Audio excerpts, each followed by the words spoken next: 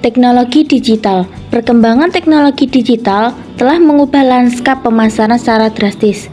Media sosial, situs web, dan berbagai platform digital lainnya kini menjadi saluran utama untuk menjangkau konsumen. Namun, bagaimana dampaknya terhadap pemasaran langsung atau offline yang telah lama menjadi pilar utama dalam strategi pemasaran? Yuk mari kita bahas lebih mendalam. Dampak positif, peningkatan jangkauan. Media digital memungkinkan bisnis menjangkau audiens yang jauh lebih luas dan beragam dibandingkan dengan pemasaran offline. Melalui iklan online, pemasaran konten, dan media sosial, bisnis dapat menargetkan konsumen berdasarkan minat, demografi, dan perilaku mereka. Personalisasi.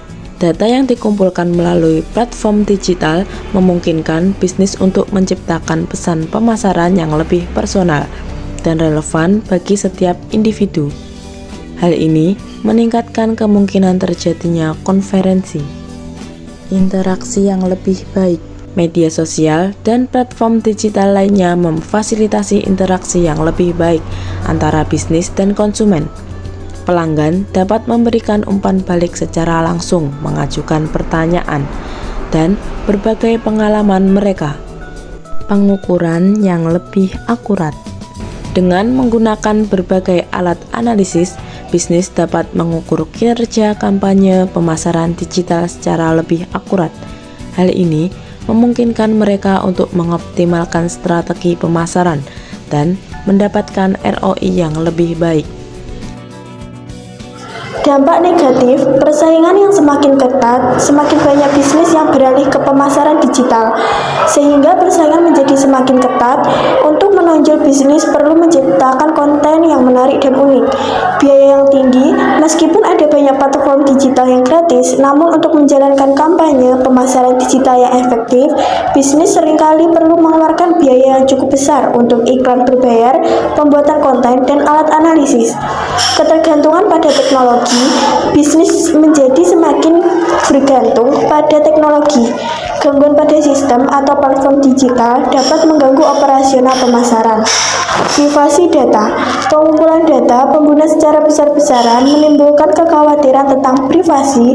Regulasi yang semakin ketat terkait perlindungan data pribadi dapat membatasi aktivitas pemasaran digital.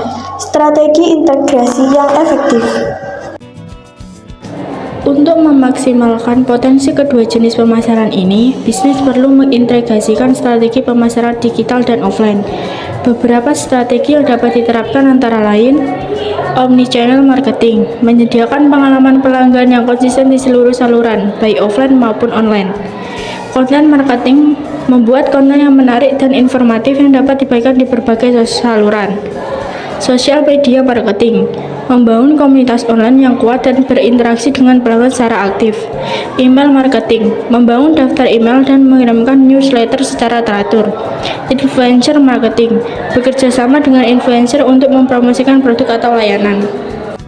Kesimpulan, media digital telah mengubah cara bisnis berinteraksi dengan konsumen.